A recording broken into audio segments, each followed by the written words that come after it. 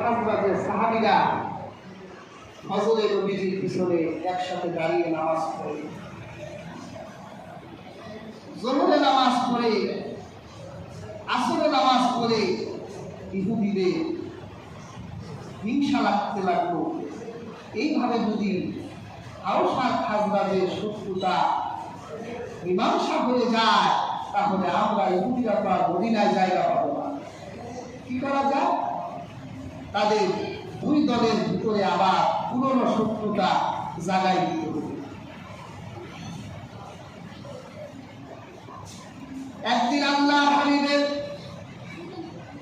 দুই দল আওস আর খাজরাজের সাহাবারা এক মজলিসে আলোচনা করছে। এক ইহুদি এসে সেই মজলিসে বসে আল্লাহর হাবিবের আওস এবং খাজরাজের সাহাবীদের মধ্যে পুরনো শত্রুতার কথা স্মরণ করাই দিলেন। আওসের এক সাহাবী ছিলেন সালাবা। খাজরাজের সাহাবীদেরকে ডেকে বললেন, ওরে খাজরাজের সাহাবীরা, ইসলাম গ্রহণ করার আগে আমরা তোমাদের চেয়ে যেমন দামি ছিলাম, আমাদের যেমন বীরত্ব তোমাদের থেকে বেশি ছিল, ইসলাম গ্রহণ করার পরেও আমাদের ওই রকম গৌরব আর মর্যাদা ইসলাম গ্রহণ করার পরেও আছে। খাজরাজের সাহাবীরা বলল, কাদেরকে নিয়ে গর্ব করো? তখন বলল, আমাদের গোত্রে হুযাইনা ইবনে সাবিতের মতো সাহাবী আছে, উনি একা সাক্ষী দিলে ওনার সাক্ষীটা দুইজনের সমান হয়। সুবহানাল্লাহ। ইসলামে সাক্ষীর অনেক গুরুত্ব। ইসলামের বিচার ব্যবস্থা সাক্ষীর উপর দাঁড়িয়ে আছে। আমাদের দেশে আমরা সাক্ষীর মূল্য কিভাবে বুঝবো? আমরা 100 টাকা দাও সাক্ষী কিনতে পারি। হোটেলে যদি 100 টাকা ঢুকাই দেয়, অথবা একটা সিগারেট আর এক কাপ চা আপনার পক্ষে সাক্ষী দিবে। এই জন্য আমরা সাক্ষীর মর্যাদা বুঝি না। উনি এই মর্যাদা কিভাবে পেলেন? নবীজি একবার এক ইহুদির কাছ থেকে একটা পশু কিনলেন। নবীজির পকেটে টাকা ছিল না। বলল, চলো আমার বাড়ি আসো, আমি তোমাকে টাকা দিব, আর তোমার কাছ থেকে এই পশুটা আমি নিব। কেনা বেচা সম্পূর্ণ করে রাসূলুল্লাহ বাড়ির দিকে যাচ্ছে। তো মানুষেরা রাস্তায় পশুর মালিককে জিজ্ঞাসা করছে যে পশুটা বিক্রি করবা? তো পশুর মালিক বলল, না, এটা বিক্রি করে ফেলছি। কার কাছে? মুহাম্মদ ইবনে আব্দুল্লাহর কাছে, মুহাম্মদ রাসূলুল্লাহর কাছে বিক্রি করেছি। কত বিক্রি করছো? সাপোজ ধরেন 100 টাকা। ওই লোক বলল, তোমার 200 টাকা দিব। ভিতরে একটু লোক যাচ্ছে না? তো মুহাম্মদের কাছ থেকে যদি বিক্রিটা ফাসেদ করে এর কাছে বিক্রি করি, ডবল করো। রাসূলুল্লাহকে থামাই দিলেন আর বললেন যে বাসায় যাওয়ার সময় নাই, টাকা থাকলে উনি দেন, তা না হলে আমি আমার পশু অমুক লোকের কাছে বিক্রি করে দিতাম। আল্লাহর হাবিব বলল, না, আমি তো তোমার কাছ থেকে কিনেই ফেলেছি, তুমি তো আমার কাছ থেকে এই কেনা বেচা বাতিল করতে পারো না। তখন পশুর মালিক বলল, না, আমি আপনার কাছে বিক্রি করি নাই। আল্লাহর হাবিব বলে বিক্রি করেছ, আর ইহুদি বলে বিক্রি করি নাই। বাজারে মানুষ জমা হয়ে গেল। মানুষেরা বলতে লাগলো যে মুহাম্মদ তো মিথ্যা বলে না, মুহাম্মদ বলেছে সে কিনে নিয়েছে, আমাদের মনে হয় কিনেই নিয়েছে। তখন ইহুদি বলল, মুহাম্মদ, তুমি যে আমার থেকে কিনে নিয়েছো, তোমার কি কোনো সাক্ষী আছে? সাক্ষীটা করে দাও, দেখাও, আমি তোমাকে পশু দিয়ে দিব। আল্লাহর হাবিব বলল, না, সময় কোনো সাক্ষী সেখানে উপস্থিত ছিল না। তখন ওই ইহুদি বলল, সাক্ষী না থাকলে এই পশু আপনি দিলেন নাই, আমার থেকে মিথ্যা বলছেন। তখন ওই ভিড়ের মধ্য থেকে একজন সাহাবী তিনি হাত উঁচু করলেন আর বললেন, হে আল্লাহর রাসূল, আমি সাক্ষী দিলাম আপনি এই ইহুদির কাছ থেকে পশুটা ক্রয় করেছে। আল্লাহ খবর দিলেন, তুমি সেখানে ছিলা। এমন হইল না যার জন্য করলাম চুরি সেই বলে চোর। আমি তো আল্লাহ হাবিবের পক্ষে সাক্ষী দিলাম, আর আল্লাহ হাবিব আমাকে নিষেধ করছেন। তখন ওই সাহাবীর ভিতরে ইমানের এমন জজবা জাগ্রত হলো, সে বলল, হে আল্লাহ রাসূল, আমি আল্লাহর নামের কসম করে বলি, আপনি এই ইহুদির কাছ থেকে এই পশুটা কিনে নিয়েছেন, আমি সাক্ষী দিলাম। তখন আল্লাহ হাবিব তার উপর রাগ করে, তুমি সেখানে ছিলে না, কসম করলে, আবার আল্লাহর নামের কসম করে তুমি সাক্ষী দিলে কিসের ভিত্তিতে?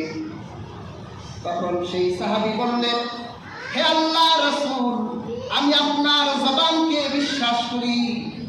আমরা যখন জাহেলিয়াতের যুগে আল্লাহর সাথে আমাদের সম্পর্ক ছিল না, বিভিন্ন দেব দেবী আর পাহাড় সাগর মূর্তির সামনে মাথা নত করতাম, তখন আপনি আমাদের কাছে এলেন, যে আল্লাহকে কখনো চোখে দেখি নাই, এই জবান দিয়ে আপনি সেই আল্লাহর কথা বলেছিলেন।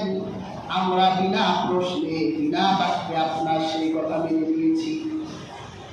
আপনি আখিরাতের কথা বললেন, আখিরাত চোখে দেখি নাই, আখিরাত সংগঠিত হবে আপনার মুখের জবান থেকে আমরা বিশ্বাস করে নিয়েছি। জান্নাত দেখি নাই, জাহান্নাম দেখি নাই, আপনি বলেছেন বিশ্বাস করেছি। এই মুখ দিয়েই তো আপনি বলেছেন আপনি ইহুদির কাছ থেকে পশু কিনেছেন, তাহলে এই কথা কেন আমি মেনে নেব না?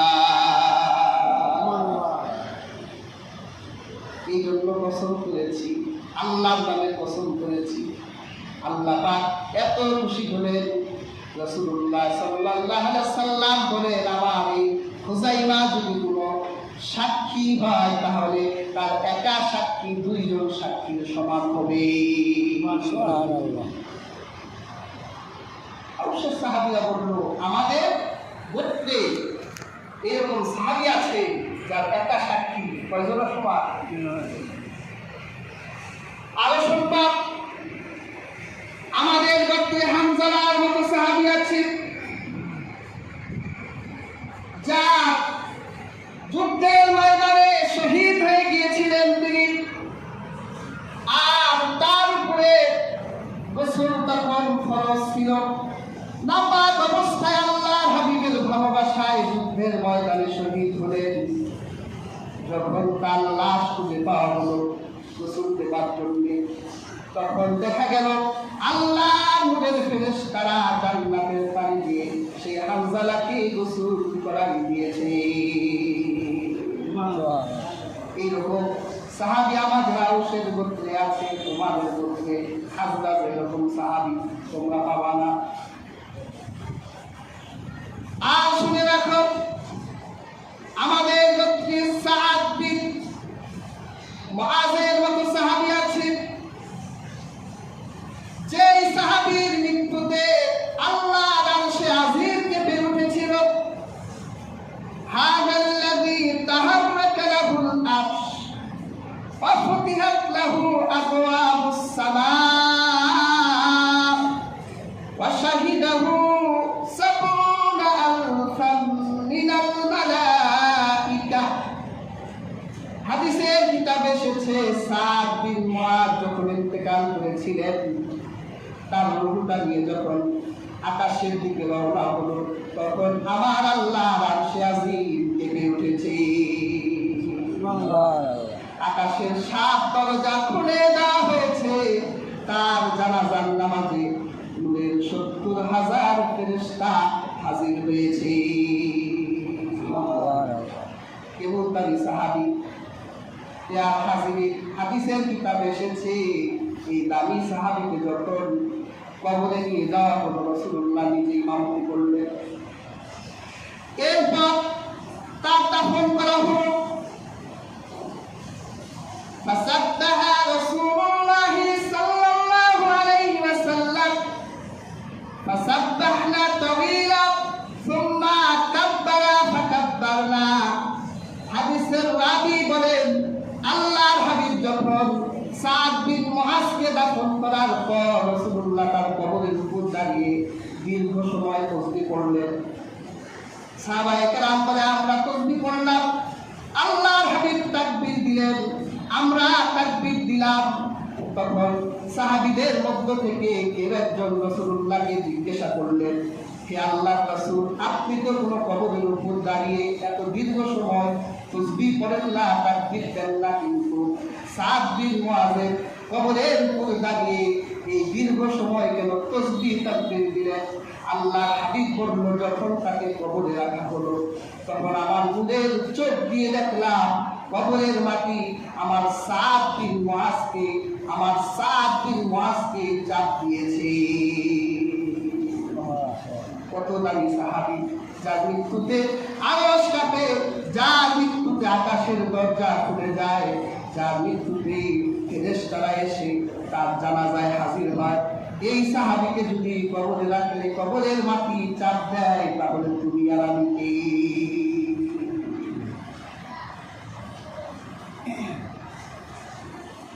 আরশের সাহাবীরা বলল, আমাদের ঘুরতে এরকম সাদ বিন মুআজের মতো সাহাবী আছে। প্রিয় হাজির, এইভাবে আরশের সাহাবারা নিজেদের গোত্রের সাহাবীদের মর্যাদা বর্ণনা করতে লাগলেন। খাজরাজের সাহাবীরা বলল, দীর্ঘ সময় তো তোমাদের সাহাবীদের শান আর মান বর্ণনা করে নিজেদের বড় করতে চাইলাম। এইবার শোনো, আমাদের খাজরাজ গোত্রে এমন সাহাবী আছে যে চারজন সাহাবীকে আল্লাহর কুরআনের পূর্ণ জ্ঞানের অধিকারী বলা হয়। এর একজন হলো হযরত উবাই ইবনে কাব রাদিয়াল্লাহু তাআলা। প্রিয় হাজিরিন, অনেক দামি সাহাবী ছিলেন তিনি। উবাই ইবনে কাব একদিন তিনি আল্লাহর কুরআন থেকে তেলাওয়াত করছিলেন। আল্লাহর হাবিব হঠাৎ করে তার পেছনে দাঁড়ায় গেলেন। আর রাসূলুল্লাহ তার সুনীল কণ্ঠের কুরআন শুনছিলেন। রাসূলুল্লাহর উপস্থিতি টের পেয়ে উবাই ইবনে কাব তেলাওয়াত থামাই দিলেন, চুপ হয়ে গেলেন, খামোশ হয়ে গেলেন। আল্লাহর হাবিব উবাই বিন কাবকে বলল, তুমি কুরআন থেকে তেলাওয়াত করতে থাকো। তখন উবাই ইবনে কাব বলল, হে আল্লাহর রাসূল, আপনার উপর কুরআন নাযিল হয়, আপনার সামনে কুরআন পড়ার সাধ্য তো আমি উবাই বিন কাবের নাই। আল্লাহর হাবিব বলল, তেলাওয়াত করো, কিন্তু উবাই বিন কাবের সাহস হচ্ছে না। তখন আল্লাহর হাবিব বলেছিলেন, উবাই ইবনে কাব, কুরআন থেকে তেলাওয়াত করো, আল্লাহ পাক আমাকে নির্দেশ দিয়েছেন আমি যেন তোমার কুরআন শুনি। তখন উবাই বিন কাব আল্লাহর হাবিবকে জিজ্ঞেস করেছিলেন, হে আল্লাহর রাসূল, আল্লাহ কি আমার নাম ধরে বলেছেন? আল্লাহর হাবিব বলল, হ্যাঁ, আল্লাহ তোমার নাম ধরেই বলেছেন যে হে আমার হাবিব, আপনি উবাই বিন কাবের কণ্ঠে কুরআন শুনেন, এই জন্যই তো বললাম কুরআন তেলাওয়াত করো। এত দামি সাহাবী। হাজিরিন, খাজরাজের আরেকজন দামি সাহাবী ছিলেন হযরত মুআয ইবনে জাবাল রাদিয়াল্লাহু তাআলা আনহু। রাসূলুল্লাহ তাকে ইয়ামেনের শাসক বানায়া পাহাড়ের ঘোড়ার উপর বসাই দিয়েছেন। আল্লাহর হাবিব তার ঘোড়ার লাগাম ধরে মুআয ইবনে জাবাল উটের পিঠে বসা, আর আল্লাহর হাবিব তার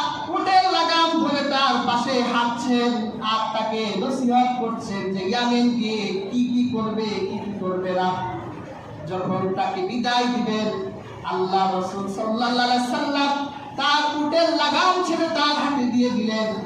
আর মুআজ ইবনে জাবাল যখন ইয়ামেনের দিকে রওনা হলেন, তখন রাসূলুল্লাহ তার নিজের চোখ দিয়ে অঝরে কান্না করতে লাগলেন।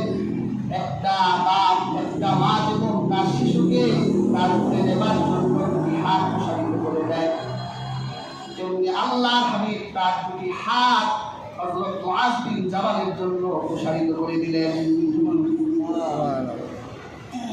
মুআজ বিন জাবাল পিছনের দিকে তাকিয়ে দেখলেন আল্লাহর হাবিবের চোখ দিয়ে পানি ঝরছে,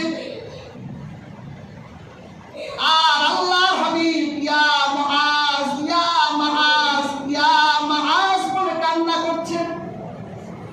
মুআজ পিছনের দিকে তাকায়া আল্লাহর হাবিবকে বলল, লাব্বাইক ওয়া সাদাইক ইয়া রাসূলুল্লাহ, হে আল্লাহর রাসূল, আমি এখনো যাইনি, উপস্থিত আছি। তখন আল্লাহর হাবিব বলল, রে মুআজ, হয়তো তোমার সাথে আমার আর কোনোদিন দেখা হবে না, তোমাকে আমি পাঠিয়ে দিচ্ছি, হয়তো তুমি যখন আবার মদিনায় ফিরে আসবে আমাকে আর দেখতে পাবা না। যদি তোমার মনে কোনো তামান্না থাকে তাহলে আমার কবরের সামনে দাঁড়ায় বলবা। এই কথাটা শুনে হযরত মুআজ বিন জাবাল উটের লাগাম ছেড়ে দিলেন, আর উট থেকে মরুভূমিতে পড়ে গলা কাটা মুরগির মতো ছটফট করতে লাগলেন আর কান্না করতে লাগলেন। আর বলল, ইয়া রাসূলুল্লাহ ইয়া হাবিবাল্লাহ, আমি সেই নেতৃত্ব চাই না, আমি সেই রাজত্ব চাই না যে রাজত্বে আপনাই দেখতে পাবো না। এত দামি সাহাবী ছিলেন তিনি। ইয়া হাজিরিন, হাজরাতের আরেকজন দামি সাহাবী ছিলেন যায়েদ বিন সাবিত, আরেকজন সাহাবী ছিলেন আবু যায়েদ। আর হাজরাতের সাহাবীরা বলল, শুনে রাখো, আমাদের গোত্রে সাদ বিন উবাদার মতো এমন নেতৃস্থানীয় সাহাবী ছিলেন যার মীমাংসায় আল্লাহর রাসূল নিজে খুশি হয়ে গেছে। তখন আওসের সাহাবীরা বলল, আমাদের গোত্রে আসিফ ইবনে সাবিতের মতো সাহাবী আছে। মানে তারা ডিবেট করছে কার বলে কত দামি সাহাবী। হযরত আসিফ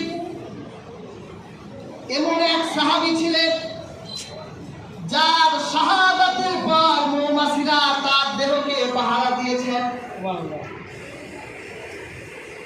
আল্লাহর হাবিবের কাছে বানু লিহিয়ান গোত্রের কিছু কাফেরেরা ইসলামের পোশাক পরে মুসলিম সেজে রাসূলুল্লাহর কাছে এলেন। তাদের উদ্দেশ্য ছিল আল্লাহ রাসূলের সাহাবী হযরত আসিফ ইবনে সাবিতকে নিয়ে যাবেন।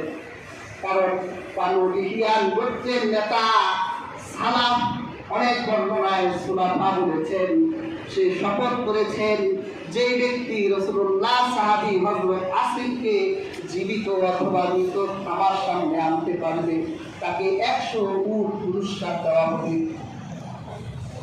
100 উটের দাম কেমন? প্রায় 5 কোটি টাকার মতো। কারণ হলো বদরের যুদ্ধে এই সালাফের সন্তানকে আল্লাহর হাবিবের সাহাবী হযরত আসিফ মেরে ফেলেছিল। প্রতিশোধ নেবার জন্য তার মাথাটার দাম 10টা উটের সমপরিমাণ করে দিল। তখন সাফওয়ান নামের একজন কাফির সে শপথ করল, যে করেই হোক আসিমের দেহটা জীবিত অথবা মৃত সালাফের সামনে হাজির করবে। ওখানে বর্ণনা করা ইসলামের পোশাক পরে মুসলিম সেজে আল্লাহর রাসূলের দরবারে এলো। আল্লাহর হাবিবকে বলল, ইয়া রাসূলুল্লাহ ইয়া হাবিবাল্লাহ, আমরা ইসলাম গ্রহণ করেছি, কিন্তু আমরা তো ইসলাম সম্পর্কে জানি না, নামাজ জানি না, রোজার মাসালা জানি না, কোরআন জানি না। আপনার সাহাবীদের মধ্য থেকে কিছু শিক্ষক সাহাবী আমাদেরকে দেন, যাতে আমাদের বানুল লাহিয়ান করতে গিয়ে আমাদেরকে নামাজ শিখাবে, আমাদেরকে রোজার মাসালা শিখাবে, আর আমাদেরকে আল্লাহর কোরআন শিখাবে। আল্লাহ রাসূল খুশি হয়ে গেলেন। রাসূলুল্লাহ এক বর্ণনায় 6 জন, আরেক বর্ণনায় 9 জন সাহাবী দিলেন, যাও তাদেরকে নিয়ে যাও। কিন্তু 9 জন সাহাবীর ভিতরে হযরত আসিমকে দেখতে পেল না। ওরা মনে মনে চিন্তা করলো, আসলাম আসিমের জন্য, আর নবীজি যাদেরকে দিল এর ভিতরে তো আসিম নাই, তাহলে আমাদের শিকারই যদি না থাকে তাহলে এই 9 জন নিয়ে লাভটা কি? একজন বলল যে হে আল্লাহ রাসূল, আসিম ইবনে সাবিতকে এই টিমের ভিতরে দেয়। কেন? যে তার কোরআন বড় মিষ্টি, আর সে মানুষকে খুব ভালোভাবে বোঝাতে পারবে। আল্লাহর হাবিব বলল, ঠিক আছে যাও। এই 10 জন সাহাবী, আরেক বর্ণনায় 6 জন সাহাবী নিয়ে যখন রওনা হলো, বানু লিহিয়ান গোত্রের ভিতরে প্রবেশ করার পর ওখানে একটা পাহাড় আছে, ওই পাহাড়ের নাম রাজি। ওরা এই পাহাড়ের গুহা এক বর্ণনায় 100, আরেক বর্ণনায় 200 সৈন্য তীর তরবারি নিয়ে আগে থেকে ওরা প্রস্তুত করে রেখেছে। যখনই তারা এই রাজি এলাকায় ঢুকবে তখনই সাহাবীদের উপর আক্রমণ করবে, আর আসিমকে হত্যা করে তার মাথাটা সালাফের সামনে হাজির করবে। কারণ সালাফ শপথ করেছে আল্লাহর হাবিবের সাহাবীর মাথাটা থেকে তার মগজটা বের করে সেই খুনির ভিতরে মদ ঢেলে তারপর তার মাথা দিয়ে মদ পান করবে। প্রিয় হাজরিন, এই 200 সৈন্য দেখে আল্লাহর হাবিবের সাহাবীরা বুঝার বাকি রইল না, ধোঁকা দেওয়া হয়েছে। এক মুহূর্ত দেরি করল না, সাহাবারা দৌড়াইয়া পাহাড়ের উপর উঠে গেলেন। ওরা নিচ থেকে বৃষ্টির ফোঁটার মতো তীর নিক্ষেপ করতে লাগলো, একটার পর একটা তীর পাহাড়ের উপর চলতে লাগলো।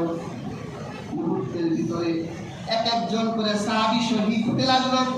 হযরত আসিম চিন্তা করলো, আর তো বাঁচা যাবে না, এখন তো মৃত্যু নিশ্চিত। তখন তার পাশে সাহাবীদেরকে বলল, ঘাবড়ায়ো না, ভয় পেও না, আজকে আল্লাহ আমাদেরকে এমন সুযোগ দিয়েছে, যদি জীবিত থাকি গাজী হব, আর মারা গেলে গনিমত হিসেবে শাহাদাতকে কবুল করে নেব। সুবহানাল্লাহ। প্রিয় হাজরিন, বিষাক্ত একটা তীর এসে আসিমের গায়ে বিদ্ধ হলো। রক্তাক্ত দেহটা নিয়ে আসিম পাহাড়ের উপর শুয়ে পড়লেন, মুহূর্তের ভিতরে শহীদ হয়ে গেলেন।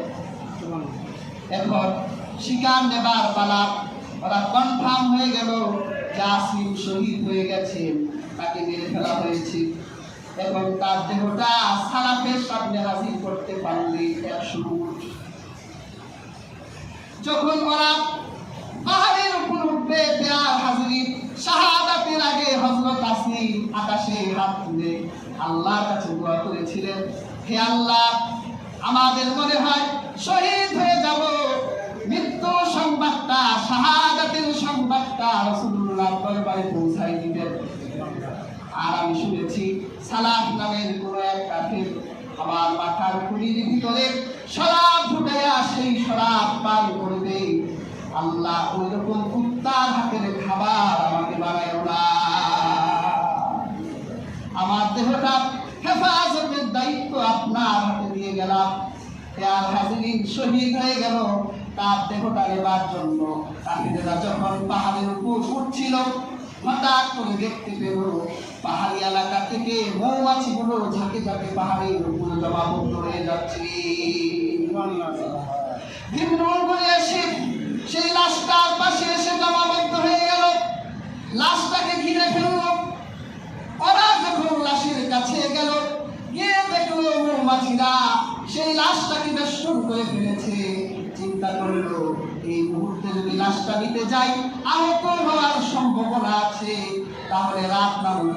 এই মৌমাছিরা রাতে তো চোখে দেখে না, তখন মৌমাছি তারাইয়া আমরা আমাদের শিকারকে সালাফের সামনে হাজির করবো। ওরা যখন রাতের অপেক্ষায় রইল, আমার আল্লাহ পাক আকাশ থেকে মুষলধারে বৃষ্টি প্রেরণ করলেন। পাহাড়ের ভিতরে পানির এমন ঢল নামলো, সেই পাহাড়ি ঘরে আল্লাহ হাবিবের সাহাবী হযরত আসিমের লাশটা আল্লাহ ভাষায় নিয়ে গেলেন।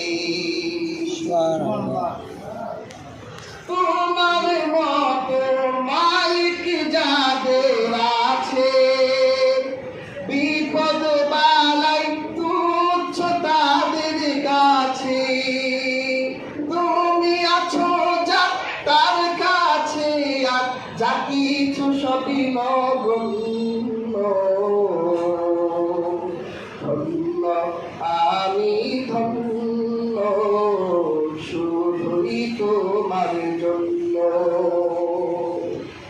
আল্লাহর মতো মালিক যার আছে, তার কোনো ভয় নাই, তার নিরাপত্তার দায়িত্ব আল্লাহ নিয়ে নেন। আর হাজরিন, তখন আওসের সাহাবীরা বলল, আমাদের গোত্রে আসিমের মতো মর্যাদাবান সাহাবী আছে। এইভাবে যখন বিতর্ক করছিল, কেউ কাউকে ছাড় দিচ্ছে না, হঠাৎ করে তাদের ভিতর থেকে একজন বলে উঠল, মজলিসে বসে নিজেদের সম্মান বাড়াইয়া বাড়াইয়া জয়লাভ করাচ্ছে, চলো আমরা যুদ্ধের মাঠে যাই। তার কত হিম্মত আছে, তার কত পাওয়ার আছে, তার কত শক্তি আছে, চলো বুয়াসের প্রেরণা নিয়ে আমরা যুদ্ধের ময়দানে উপস্থিত হই। কুরআন প্রান্তরে দুই দল সাহাবারা হাজির হয়ে গেল, সবার হাতে তীর তরবারি, যুদ্ধ হবে। দুই পক্ষই রাসূলুল্লাহ সাহাবী, এক দল আউসের সাহাবী, আরেক দল খাজরাজের সাহাবী। দুপক্ষ তীর তরবারি নিয়ে কুরআন প্রান্তরে যুদ্ধের দামামা বাজাই দিল। আজকে রক্ত দিয়ে কুরআন প্রান্তর তাজা করব। তারা বীর গাথা গাইতে লাগলো। ইহুদিরা তো খুব খুশি, আল্লাহর হাবিবের প্রধান দুই দল সাহাবীর মধ্যে ঝগড়া বাঁধাই দিতে পারলাম। এটাই তো ইহুদিদের কাজ। মুসলিমদের সাথে মুসলিমদের অনৈক্য তৈরি করাই হলো ইহুদিদের কাজ। এই কাজে তারা সফল হয়ে গেল। আল্লাহর হাবিবের কাছে যখন খবর পৌঁছে গেল যে হে আল্লাহর হাবিব, আপনারা আওসার খাজরাজের সাহাবীরা তারা মজলিসে তারা বাক যুদ্ধ করেছে, কাদের চেয়ে কাদের সম্মান বেশি। যখন একদল আরেক দলকে পরাজিত করতে পারছিল না, তখন তারা শপথ করেছে হুররার প্রান্তরে এখন রক্তের খেলায় মেতে উঠবে। আল্লাহর হাবিব দেরি করলেন না, অতি দ্রুত সেই হুররার প্রান্তরে এগিয়ে দাঁড়ালেন। আল্লাহ পাক সূরা আল ইমরানের 103 নম্বর আয়াতটি নাযিল করলেন, ইয়া আইয়ুহাল্লাযীনা আমানু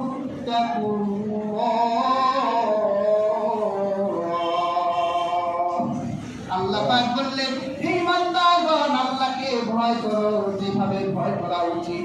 ভয় করার দাবি পূর্ণ করে আল্লাহকে ভয় করো। ওয়ালা তামুতুন্না ইল্লা ওয়া আনতুম মুসলিমুন। আর মুসলমান না হয়ে মৃত্যুবরণ করো না। কোরআনের নির্দেশ হলো একজন মানুষকে মরতে হলে তাকে মুসলিম হয়ে মরতে হবে। আর হাজরিন, আপনি কি মুসলিম হতে পেরেছেন? মুসলিম কি আর মুমিন কি, এটা তো আমরা বুঝি না। প্রত্যেকটা সাহাবী তখন মুমিন ছিল। আল্লাহ নির্দেশ দিল, তোমাদের মুসলিম হয়ে মরতে হবে। তোমরা যে কাজ করছো এটা মুসলমানের কাজ হতে পারে না। যারা রক্তের খেলায় মেতে উঠে, যারা মানুষকে কষ্ট দেয়, মানুষের উপর জুলুম অত্যাচার করে, তারা কোরআনের সংজ্ঞায় কখনো মুসলিম হতে পারে না। আল্লাহর নির্দেশ, মুসলিম হয়ে মারা যাও, মুসলমান হও, আত্মসমর্পণ করো। মুসলিমত্ব আত্মসমর্পণকারী। আপনার সামনে অস্ত্র ধরা হয়েছে, আপনি দুই হাত তুলেছেন, এটার অর্থ কি? যে আপনি আত্মসমর্পণ করেছেন। এখন আপনাকে যা নির্দেশ দেওয়া হবে আপনি তাই মানবেন। আপনার কোনো অধিকার এখন নাই আপনার উপর। আল্লাহ পাক হযরত ইব্রাহিমকে বলেছিলেন আসলিম, আত্মসমর্পণ করো। হযরত ইব্রাহিম বলেছিলেন আসলামতু লিরাব্বিল আলামিন, আমি বিশ্ব প্রতিপালকের নিকট আত্মসমর্পণ করলাম। আপনি যদি মুসলিম হন তাহলে আপনিও আত্মসমর্পণকারী হবে। আপনার প্রভু আপনাকে যা আদেশ করবে তাই আপনি পালন করলে আপনি মুসলিম। আর যদি তা পালন না করে উদ্যক্ত দেখান, আহমিকা দেখান, অহংকার দেখান, তাহলে আপনি মুমিন হতে পারেন, মুসলিম হইতে পারেন না। মুমিন তার পাপের কারণে জাহান্নামে যাবে, ঈমান থাকার কারণে একদিন না একদিন জান্নাতে যেতে পারবে, কিন্তু মুসলিম কখনো জাহান্নামে যাবে না। সে ইন্তেকাল করার পরেই আল্লাহর জান্নাতের দিকে পথ করবে। রাসূলুল্লাহ সাহাবীদের সামনে এই আয়াতটা তেলাওয়াত করলেন, আর তেলাওয়াত করলেন ওয়াতাসিমু বিহাবলিল্লাহি জামিআ ওয়ালা তাফাররাকু, তোমরা আল্লাহর রশিকে আঁকড়ে ধরো, বিচ্ছিন্ন হইও না। এই আয়াতটা তেলাওয়াত করার সাথে সাথে তাদের ভিতরে যত রাগ, যত ক্ষোভ, যত আহমিকা, অহংকার সব পানি হয়ে গেল। তিন তরবারি ফেলে দিয়ে তারা একজন আরেকজনকে বুকে জড়াই দিল। যে ভাই আমরা তো এতক্ষণ ভুল করলাম, আমরা যে এতক্ষণ আমাদের সাহাবীদের শান আর মান নিয়ে ঝগড়া করে যুদ্ধের প্রান্তরে হাসিল হয়ে গেলাম, আমরা তো জাহান্নামের দ্বার প্রান্তে চলে এসেছিলাম। আল্লাহ নিয়ামত হিসেবে কোরআনের আয়াত নাযিল করে আবার আমাদেরকে বন্ধু বানাই দিলেন। সুবহানাল্লাহ। প্রিয় হাজরিন, আজকের এই সমাজে যদি আমরা এই আয়াতের বাস্তবতা তুলে ধরি তাহলে আমরা দেখব আমরাও এখন বিভিন্ন দল উপদলে বিভক্ত হয়ে গেছি। সেটা রাজনীতির নামে হোক, সেটা ধর্মের নামে হোক, সেটা পিরানির নামে হোক, সেটা বিভিন্ন ফিরকায়ে বাতিলার নামে হোক, আমরাও কিন্তু এখন বিভিন্ন দলে উপদলে ভাগ হয়ে গেছি। একজন আরেকজনকে ছেড়ে কথা বলি না, এক আলেম আরেক আলেমের বিরুদ্ধে কথা বলি, এক পীর আরেক পীরের বিরুদ্ধে কথা বলি, নিজেদেরকে আমরা হক হক বলে আরেকজনকে বাতিল বাতিল করছি। তাদের সামনে যদি এই আয়াত তেলাওয়াত করা হয় তাহলে তারা কি ঠিক হবে? তাহলে তারা কি মুসলিম আছে না মুমিন আছে? আল্লাহই বুঝতে পারে। কাজেই হাজরিন, আল্লাহর রশিকে আঁকড়ে ধরে সবাইকে কোরআনের উপর একমত হতে হবে। এখানে আল্লাহর রশি দ্বারা কোরআনকে বলা হয়েছে। রাসূলুল্লাহ হাদিসে বলেছেন কোরআন হলো আল্লাহর রশি, এই রশির এক প্রান্ত জান্নাতে আর এক প্রান্ত দুনিয়ায়। তোমরা যদি এই রশিকে আঁকড়ে ধরো তাহলে আল্লাহ কোরআন তোমাদেরকে জান্নাত পর্যন্ত পৌঁছে দিতে পারে। সুবহানাল্লাহ। কাজেই হাজরিন, আজকে আমরা এত দল উপদলে বিভক্ত হয়ে ফিতনার ছয়লাভ সারা দুনিয়া ছড়িয়ে দিচ্ছি, ইমান নিয়ে খেলছি, মানুষের জীবন নিয়ে খেলছি। এই খেলা বন্ধ করতে হবে। গোটা দুনিয়ার মুসলমানকে এক হতে হবে, ঐক্যের ভিত্তিতে আল্লাহ দ্বীন প্রতিষ্ঠা করে গোটা দুনিয়ায় আল্লাহ দ্বীনের সুবাতাস পৌঁছে দিতে হবে।